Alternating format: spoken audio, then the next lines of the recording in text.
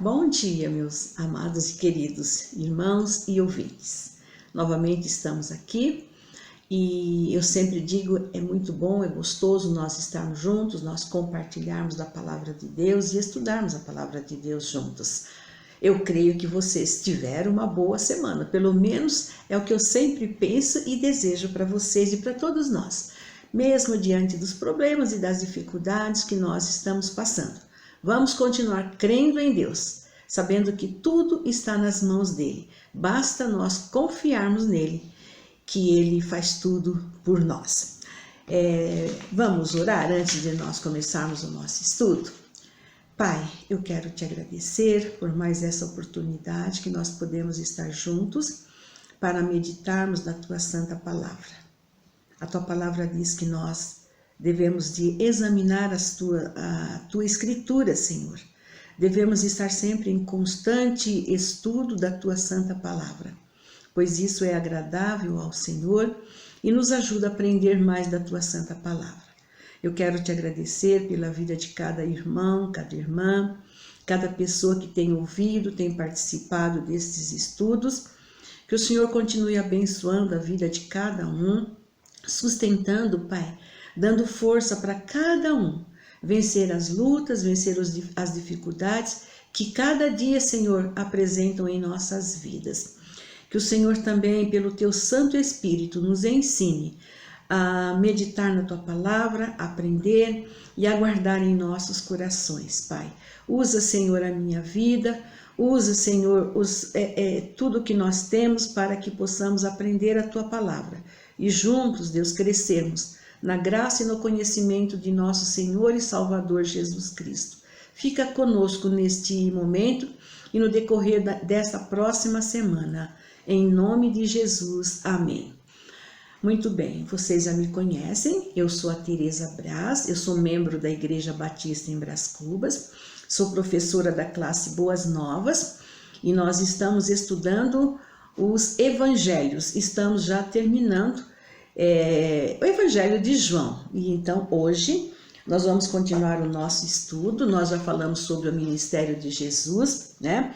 E nós estamos agora a partir do capítulo 5, que nós vamos ver hoje. Nós vamos ver o segundo ano do ministério de Jesus. No capítulo 5, dos versículos de 1 a 18, nós vamos ver o terceiro sinal de Jesus, que é a cura de um paralítico de Betsaida no sábado. E a oposição dos judeus, porque Jesus estava ali curando no sábado. No versículo 1, João informa-nos que havia uma festa em Jerusalém, possivelmente era a festa da Páscoa, e Jesus foi para lá. Jesus, sempre como um bom judeu, ele era obediente a seus pais, obediente à lei da sua nação. Então, Jesus sempre participava das festas e sempre obedecia à lei da sua nação.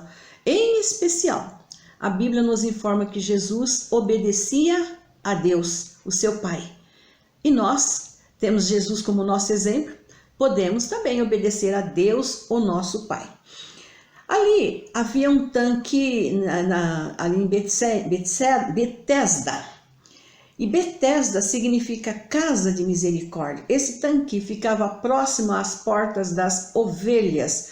E ele tinha 5 alpendres, ou seja, 5 áreas grandes, que era bem coberta. E os doentes, as pessoas que iam para lá, elas ficavam ali nessa área coberta, perto da porta das ovelhas.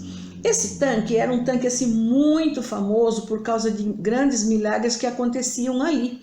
As pessoas iam para lá para serem curadas de suas enfermidades físicas. A Bíblia não nos informa quando esses milagres aconteciam, se durante todo o ano ou se em alguma época especial. Algumas épocas certas, mas possivelmente acontecia assim mais em dias de festas, e nós percebemos que era um dia de festa ali. Eram as festas do tabernáculo, as festas de Pentecostes, várias festas aconteciam ali. João, ele é no capítulo 5, versículo 1, como nós falamos, ele informa que era uma festa dos judeus. Então, o pessoal ia para lá para ser curado das suas doenças físicas. Mas estava ali um homem que a Bíblia informa que havia 38 anos que ele esperava à beira daquele tanque para ser curado. Isso nos mostra que antes mesmo do nascimento de Jesus, o nascimento humano de Jesus, ele já estava enfermo e estava ali naquela porta todos os dias procurando a cura para sua enfermidade. Supomos que ele era paralítico porque ele não podia andar. Ele diz que quando as águas mexiam, ele não podia andar e ninguém colocava ele ali no tanque. O anjo descia, agitava a água, versículo 4 e 7, vocês podem perceber isso. E quando ele pensava em descer ali para entrar no tanque para ser curado, alguém já descia antes dele e ele perdia a vez de descer. Eu fico pensando na angústia, na decepção, na tristeza desse homem doente e não tinha ninguém que o ajudasse para ele poder então descer ali. Embora nós lemos que tinha muita gente ali, tinha uma grande multidão de enfermos ali. Talvez alguns até melhor do que ele, que podiam ajudar a descer ali. Mas ninguém conseguia ajudar aquele homem. Mas Jesus mesmo tendo nascido depois que esse homem ficou enfermo, Jesus sabia tudo, Jesus conhecia a real situação daquele homem que estava deitado ali à beira daquele tanque, esperando para ser curado. Então Jesus se dirige a ele e fala: queres ser curado? Jesus viu o desejo daquele coração. As pessoas, estavam vendo a enfermidade física dele. Mas Jesus viu ali o desejo, o anseio do coração dele de ser curado. Então Jesus perguntou para ele: você quer ser curado? Jesus perguntou assim, porque Jesus normalmente, ele gosta de ouvir a nossa confissão, ouvir dos nossos lábios o que nós estamos precisando. Ele sabe muito bem de tudo o que nós precisamos. Ele conhece todas as nossas necessidades e é ele que supre todas as necessidades. Porém, ele deseja que nós nos coloquemos diante dele em petição para que possamos ter um diálogo com ele, nós possamos nos relacionar com ele, mesmo que seja para pedir algo que ele já conhece. Cada vez que nós pedimos a ele e que nós recebemos um benefício dele, a nossa fé é aumentada. E é isso que ele deseja de cada um de nós. É isso que Deus quer de cada um, em especial com relação à nossa vida eterna. Nós já comentamos que João, ele escreve muito sobre a vida eterna.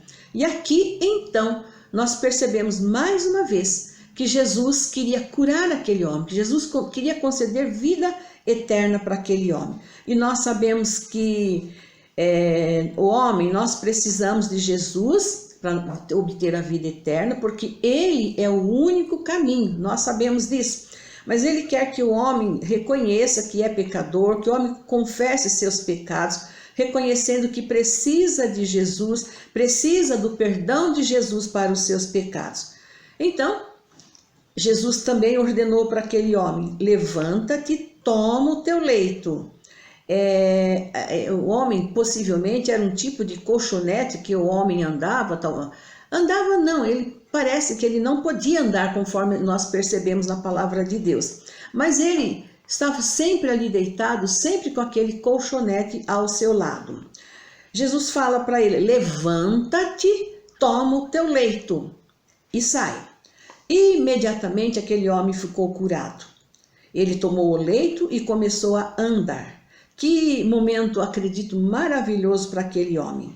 Ele nem sabia quem o curou. A gente percebe na história que ele não sabia quem, a princípio ele não sabia quem o havia curado. mas a cura foi completa, foi realizada. Seus membros, que eram inúteis, que eram fracos, não lhes permitiam que ele andasse, sem movimento, não se movimentava durante 38 anos. Agora, pela palavra de Jesus, eles foram curados. A vida espiritual também, nós podemos ser curados, nós podemos ser perdoados dos nossos pecados, pois nós estávamos mortos, nós estávamos assim, vamos dizer, paralíticos, impossibilitados de andar. Mas quando Jesus perdoa os nossos pecados, nós devemos nos levantar, tomar uma posição de servo e trabalhar na seara do Pai. Pois por isso Jesus respondeu aos judeus que estavam ali criticando dele ter curado aquele homem no sábado, os judeus que perseguiam a ele, que estavam então contra a ele. Jesus ele fala assim para nós hoje também, que como cristãos devemos andar a serviço do Pai, como filhos da luz, como filhos do dia. Algum tempo mais tarde, o homem foi ao templo e Jesus o encontrou ali. Talvez ele foi ali para agradecer a Deus pelo milagre que ocorreu na sua vida. Então Jesus lhe disse: estás curado, não peques mais, para que não lhe suceda coisa pior. Acreditamos que sua doença era resultado, talvez, de pecado, embora isso não seja uma regra. Nem toda doença na vida da pessoa tem ligação direta com o pecado, ou é resultado do pecado.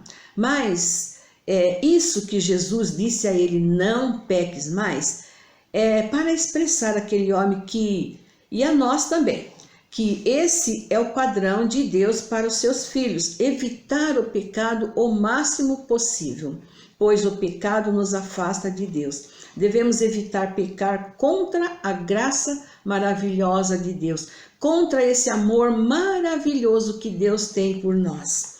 Por Jesus efetuar esta cura no sábado e por o homem também carregar o seu leito no sábado, Jesus foi perseguido pelos judeus com ameaças de morte e acusado de declarar-se que ele era o próprio Pai, fazendo-se igual a Deus, porque Jesus disse que seu Pai, ou seja, Deus trabalhava e ele também, Jesus, ele trabalhava. Então nós vamos ver nos versos seguintes que Jesus vai explicar a sua missão. Eu vim aqui para trabalhar, eu vim aqui para servir ao Pai. Ele vai falar então da sua missão e ele vai afirmar que ele é igual ao Pai.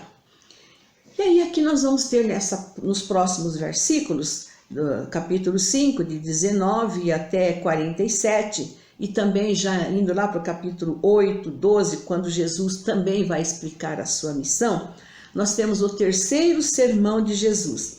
Trata-se da filiação divina dele com o Pai.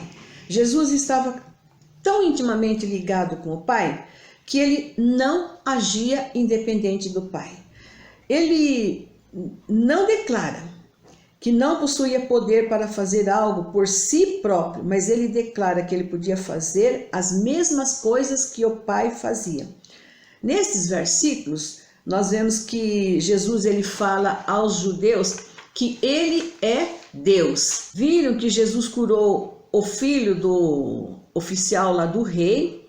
Jesus curou esse paralítico que nós estamos falando, que vivia 38 anos enfermos. E eles não criam em Jesus. Pelo contrário, eles procuravam matar Jesus. Então Jesus diz a eles, aos judeus, aos sacerdotes, que tudo que o Pai faz, o Filho também faz igualmente. Se o Pai levanta os mortos e dá vida a eles, o Filho também faz isso. Jesus então diz aos judeus que há obras que maiores do que aquelas, eles ainda viriam. Ele ainda fala que se os judeus não estivessem honrando, respeitando, não criam nele como filho, também eles não estariam honrando e respeitando a Deus que é o Pai.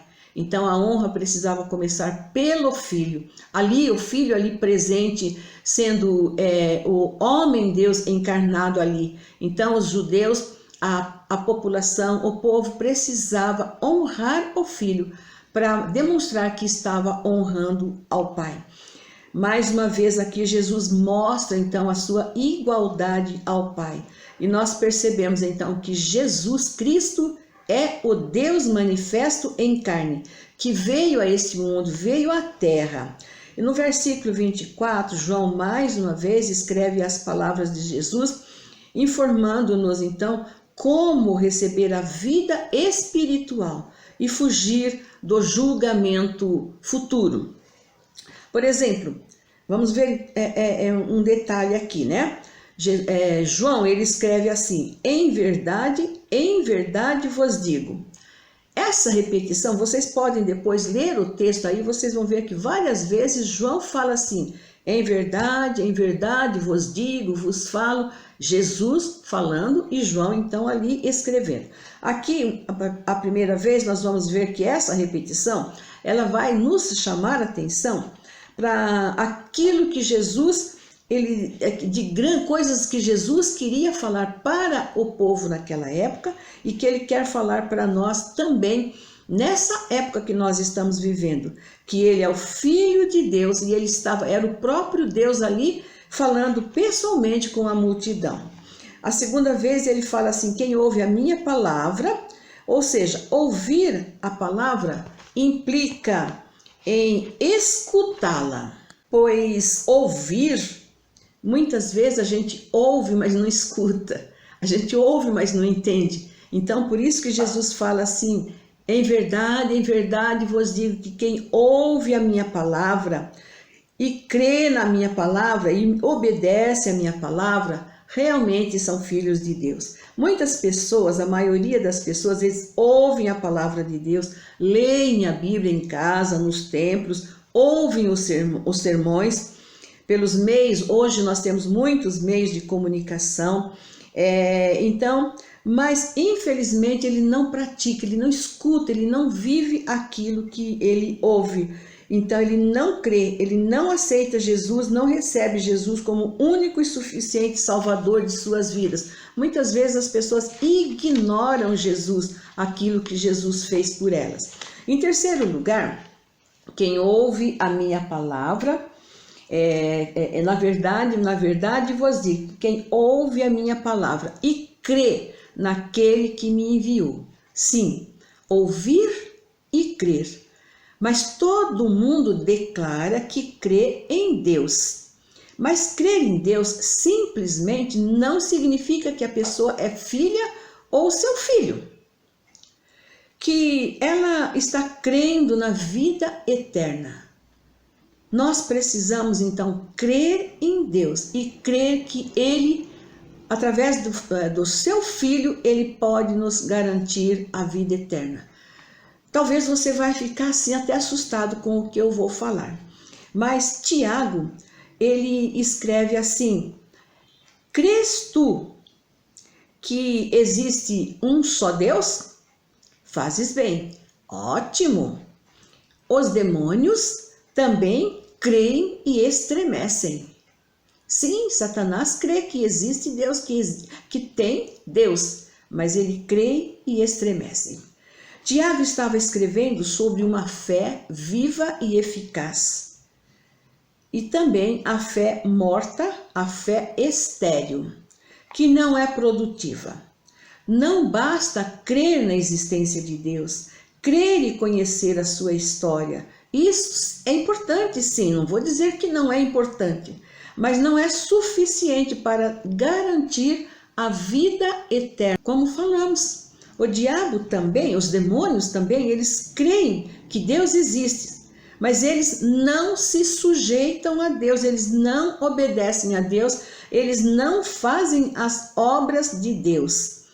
Concluímos então que há uma grande diferença entre a fé genuína, a fé salvífica e a fé comum que todo mundo tem. A fé salvadora, a fé verdadeira em Jesus Cristo, o Filho de Deus, ela se traduz em ação, em obras. Não é uma crença intelectual, uma crença inoperante, mas é uma crença que ela opera. Tiago, lá no seu livro, ele conclui dizendo que o homem é justificado por sua fé em Deus e por sua obra em relação ao seu próximo. Fé e obras precisam andar juntas e assim o homem tem a vida eterna em Cristo Jesus. Ele tem a partir do momento em que ele crê no Filho de Deus e ele continua e permanece pela fé em Jesus Cristo. Em quarto e último lugar, nós vemos que é quando a pessoa então crê em Jesus Cristo, quando ela ouve a sua palavra e pratica, faz as obras que Deus mandou, ela não entra em juízo, mas ela passa da morte para a vida. João repete aqui o que nós já vimos lá em João 3, 16, 17 e 19, quando nós lemos sobre o novo nascimento. Quem crê no Filho de Deus não será condenado, porque Cristo já foi condenado pelos nossos pecados. E o homem, ele nunca não vai pagar pelo mesmo crime 2 vezes. Então, se Jesus já pagou pelo meu crime, que são os meus pecados, eu não vou pagar mais pelos meus pecados. Jesus já pagou por mim, Jesus já fez tudo por mim.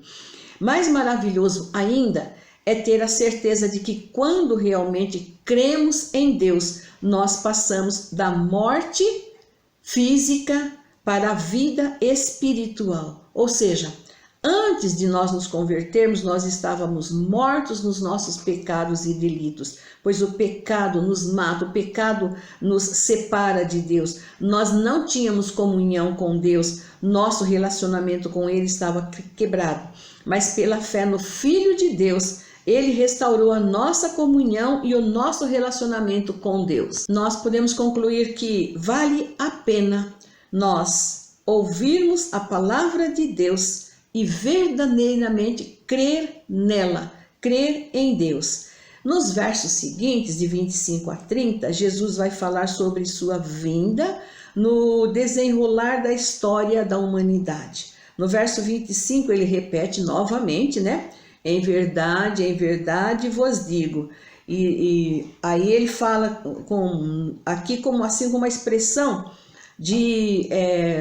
para dizer que a sua volta, ele vai voltar. Um dia ele vem para arrebatar e para buscar a sua igreja. Isso então para mostrar para nós, para nos ensinar a importância de nós estarmos sempre preparados, sempre vigilantes, porque Cristo vai voltar. Mas então, o que é que Jesus ele queria ensinar com tudo isso que nós estamos vendo? Muito mais, né? Mas vamos ver algumas coisinhas. Ele fala assim: vem a hora, e é agora. Jesus, na verdade, estava se referindo ao dizer vem a hora e é agora, ao momento, o tempo em que seria entregue nas mãos dos líderes judaicos para ser crucificado. Já estava bem próximo esse momento. Momento esse que ele entraria então no palco da história mundial, morrendo na cruz por sua própria vontade, para resgatar o homem. Foi para isso que ele veio ao mundo. Nós estamos estudando os 4 evangelhos, e todos eles falam que Jesus veio a primeira vez para restaurar o homem. Ele veio para dar vida e vida eterna a todos que nele creem. Jesus continua dizendo então que os mortos ouvirão a voz do Filho de Deus e os que ouvirem viverão. Quem são esses mortos então que Jesus está se referindo aqui?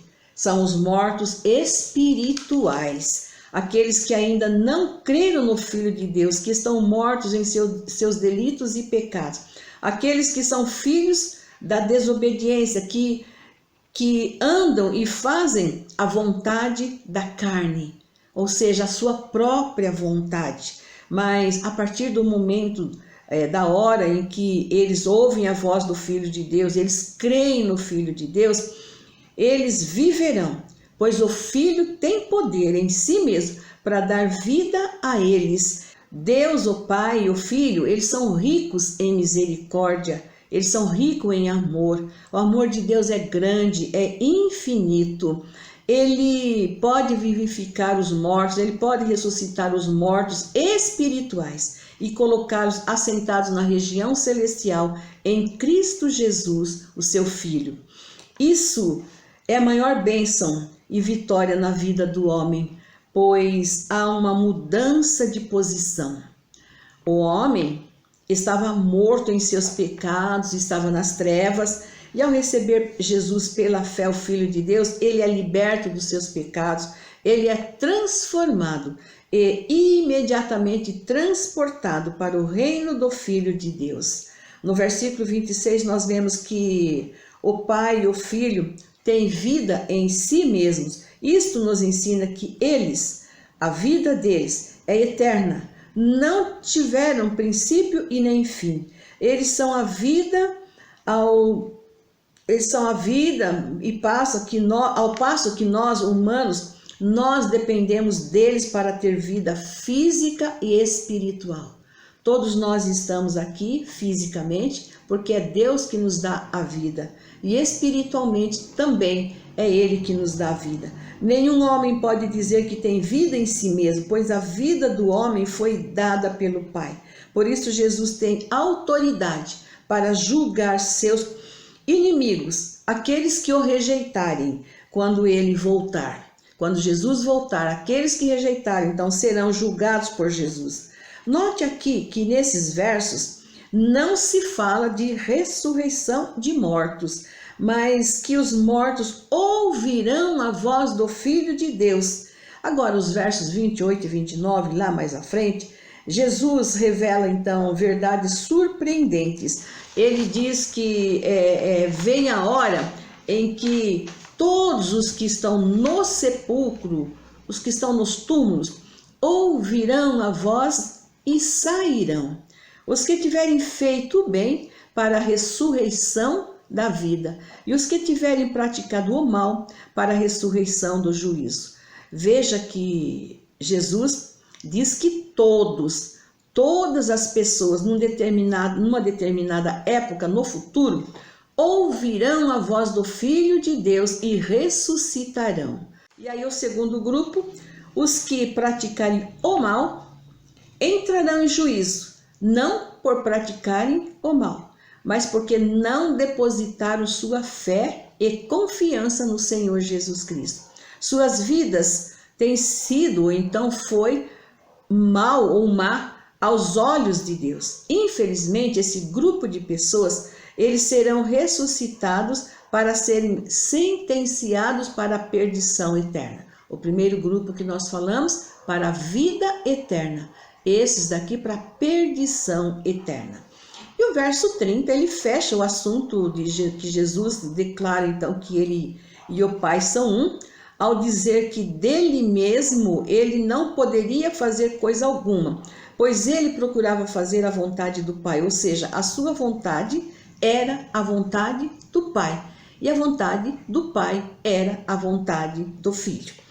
Nós vamos agora para os versículos de 31 a 47 de João 5, que aqui Jesus vai descrever então sobre vários testemunhos da sua divindade.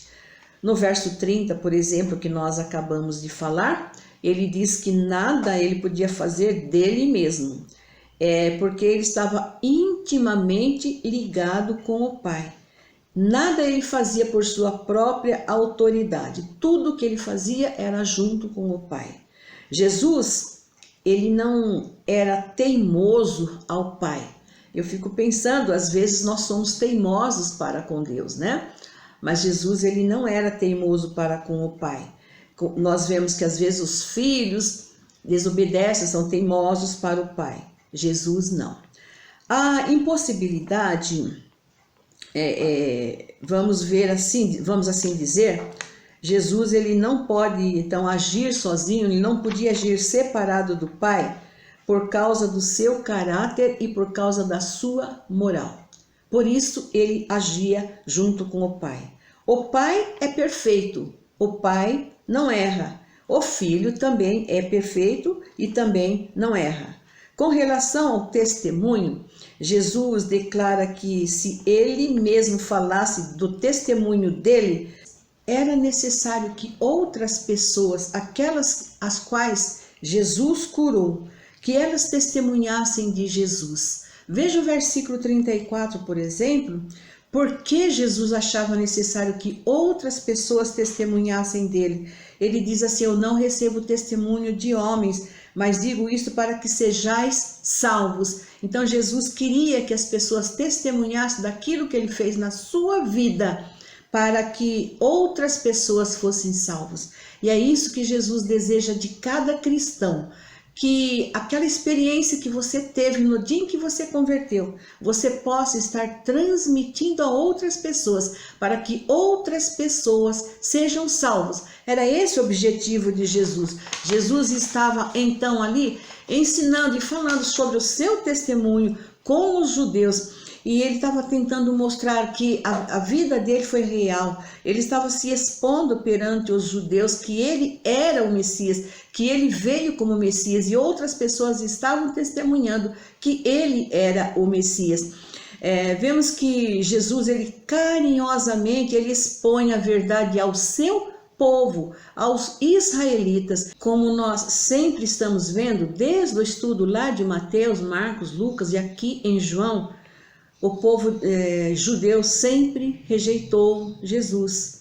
Aí então Jesus ele fala sobre outro testemunho, testemunho que João Batista deu a respeito dele, que João escreve aqui, né, que João Batista foi uma lâmpada que ele ardia, que ele alumiava o povo, os israelitas. João Batista veio e apresentou Jesus, o Cordeiro de Deus, e o povo judeu não acreditou. A maioria das pessoas não acreditaram que Jesus era o Cordeiro de Deus, ou é o Cordeiro de Deus que tira o pecado do mundo. Ora, se o povo então não estava acreditando no testemunho de João Batista, em seu testemunho, então eles precisavam examinar as Escrituras, porque as Escrituras testificam de Jesus. Elas não dariam vida eterna, mas seria o meio de que eles alcançassem a vida eterna, por aquilo que a Escritura testifica de Jesus. A Escritura aponta que Jesus é o caminho, que Jesus é a verdade, que Jesus é a vida. Mas eles estavam rejeitando também o exame das Escrituras, não recebendo Jesus que veio em nome do Pai, porque eles não tinham neles mesmos o amor do Pai derramado no coração de cada um deles. Então Jesus encerra aqui colocando os escritos de Moisés, que os judeus, eles bem conheciam a lei de Moisés, que ele escreve a respeito de Jesus. E os judeus não acreditavam, eles não criam também em Moisés. E então, eles creriam em Jesus? Se Moisés, que eles tinham como o grande líder deles, eles não criam, não aceitavam a escritura de Moisés, eles iriam crer em Jesus? O testemunho de Moisés, para eles, de certa forma, não era válido? Assim, a própria lei de Moisés estava acusando aos judeus. Jesus, então, ele termina esse discurso e parte, então, dali para ele continuar a sua obra, como nós veremos a seguir agora no capítulo 6. Então, no capítulo 6, dos versículos de 1 a 21, nós vamos ver, então, que Jesus multiplicou os pães, e a seguir ele andou sobre o mar. Nós não vamos nos demorar aqui, porque nós, quando estudamos Mateus, nós já falamos a respeito dessa multiplicação dos pães, Jesus andando sobre o mar. Aqui começa então o 3º ano do ministério de Jesus ali na Galileia e os sinais que ele realizou. Aqui nós vamos ver o 4º sinal realizado por Jesus, que Jesus então ele veio realizar, né? Que ele alimentou então ali 5.000 pessoas, e o 5º sinal que ele andou então sobre as águas também. Nós já estudamos tudo isso lá em Mateus, e nós vamos então prosseguir aqui no capítulo 6, agora vendo o quarto sermão de Jesus, ele falando, se declarando o pão da vida. Aqui, Jesus, ele se apresenta como o pão da vida. É o primeiro eu sou de Jesus. Nesse capítulo, nos versículos 35, 38 e 41, vocês vão encontrar essa declaração de Jesus. Eu sou o pão vivo que desceu do céu. Antes, eu quero recordar com vocês que João apresenta 7 sermões, como nós falamos a princípio, e nós já vimos também sobre o primeiro, que foi o nascimento sobre o novo nascimento. Já vimos o segundo sermão, a água sendo transformada em vinho. Vimos o terceiro sermão, a filiação de Jesus Cristo, a sua encarnação. E aqui nós vamos ver então o quarto sermão de Jesus, ele dizendo que ele é o pão da vida. Nós já estudamos também sobre o primeiro sinal, que ele transformou a água em vinho. Já vimos o sinal da cura do filho do rei também. E o terceiro sinal, a cura do paralítico de Betseda. E o quarto sinal, Jesus alimentando 5.000 pessoas. O quinto sinal, Jesus andando sobre as águas do mar da Galileia. Só recordando um pouquinho, quando Jesus distribuiu com seus discípulos o pão ali para 5.000 pessoas, logo em seguida ele se retirou. Mas a multidão, como sempre procurava Jesus, foi em busca dele. E o acharam ali em Cafarnaum. E começaram a indagar então a Jesus, conversar com Jesus, né? E então Jesus lhes diz para eles assim, olha, vocês me procuram não pelos sinais, pelas obras que eu vim realizar, as obras que eu faço, mas vocês me procuram pela comida que perece. Vocês pensam somente nas coisas materiais. Então, nesses versos, Jesus ele vai declarar que ele é o pão da vida, ele é o pão espiritual. E o homem não vive só de pão material, o homem vive também do pão espiritual. Aí nós vemos que nesses versículos Jesus ele vai declarar então que ele é o pão espiritual, o pão da vida eterna. Como eu falei, nós vamos ver aqui em João os 7 eu sou de Jesus. Eu sou o pão, eu sou a água, eu sou a videira, eu sou o caminho, e nós vamos vendo cada um deles, tá bom? Mas antes eu quero pensar com vocês que lá no Antigo Testamento também, quando Deus chamou Abraão, para que Abraão saísse da sua terra, da sua parentela, ele falou para Abraão que ele seria com Abraão. Várias coisas aconteceram durante o caminho, durante a peregrinação de Abraão. Mas Abraão ele permaneceu firme no Senhor, ele creu no Senhor. E como nós lemos lá em Gênesis, que por ele crer no Senhor, Deus lhe imputou isso como justiça, ou seja, justo, ele creu no Senhor. Lá em Gênesis 15 vocês podem ler e podem confirmar isso. Logo a seguir, Deus se apresenta a Abraão e diz, eu sou o Deus Todo-Poderoso, anda na minha presença e sê perfeito. Gênesis 17:1. Assim, Deus ele continuou se apresentando para os grandes homens lá do Velho Testamento, dizendo, eu sou.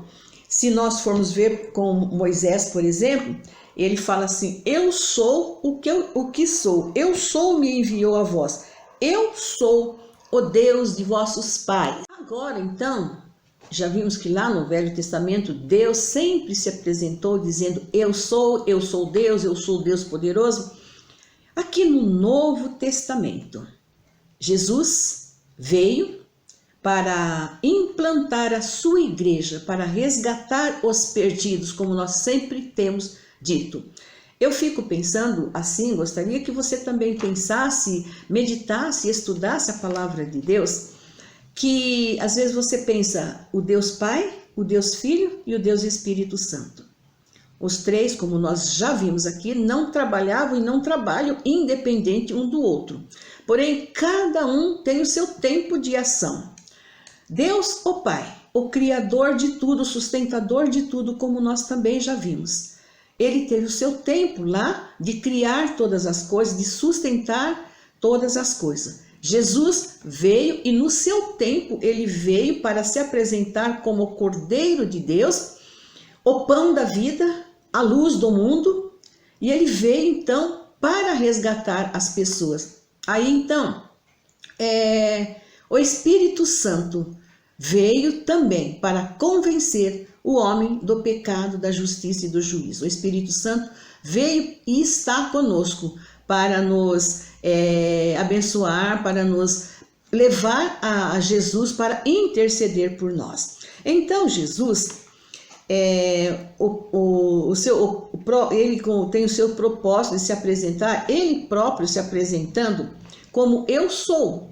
João o apresentou como o Cordeiro de Deus, mas Jesus, ele próprio, se apresenta como eu sou. E o primeiro eu sou dele, como nós falamos, eu sou o pão da vida. Todos nos alimentamos de pão, mas a Bíblia muitas vezes ela fala sobre o pão, sobre essa palavra simples, mas para nos ensinar que pão é basicamente tudo o que nós precisamos. Se você ver lá em Mateus 6, quando Jesus instruiu os seus discípulos, ele ensinou que o Pai Celestial conhece e sabe de todas as nossas necessidades. Ele sabe que eu preciso de roupa, ele sabe que eu preciso de casa, ele sabe que eu preciso da saúde física, ele sabe de todas as coisas. Então fique com essa ideia. Eu sou o pão da vida. Nós vamos parar aqui, porque se eu começar a falar sobre o pão da vida, nós vamos demorar muito, passar muito do nosso tempo, tá bom? Tenha um bom domingo.